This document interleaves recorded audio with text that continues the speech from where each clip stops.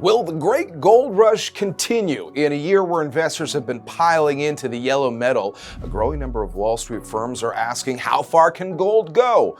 Let's break down the story behind bullion for this week's market moves.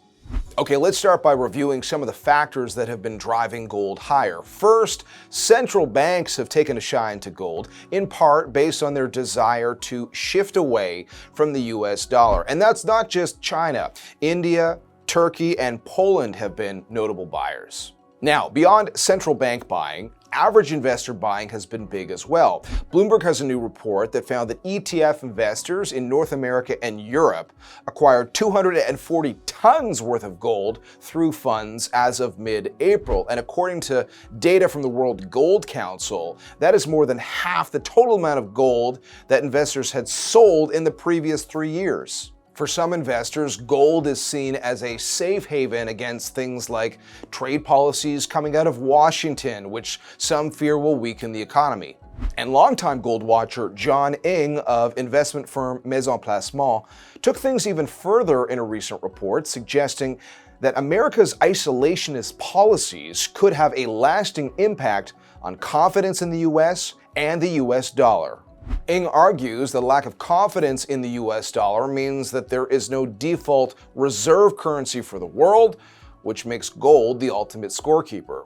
Now, are there potential hurdles to this continued climb in gold? Well, what if some of the recessionary risks fade? After all, we saw gold prices easing recently when some of the trade headlines improved and when there was a better than expected US jobs report. Meantime, Standard Chartered analyst Suki Cooper notes that with these higher prices for gold, some of the jewelry demand has been cooling off. And speaking of cooling off, Cooper sees some early evidence that those central bank flows into gold might be slowing.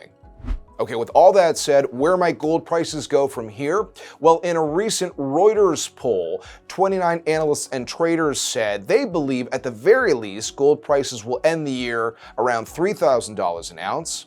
Meanwhile, the research team at Goldman Sachs is projecting a $3,700 year-end price for gold, and a price that could be higher if some of those recessionary risks flare up. At the end of the day, in this environment, Goldman makes the case that as a safe haven play, gold is a better bet than traditional safe havens like treasuries or the US dollar. Finally, JP Morgan's research team is projecting that gold prices could ultimately reach $4,000 an ounce by the second quarter of next year. Part of that is the recessionary risks. Part of it is just these lingering tensions around trade. What's your outlook for gold? Let us know in the comments. Thanks for watching. Don't forget to subscribe so you don't miss our next Market Moves video. See you next time.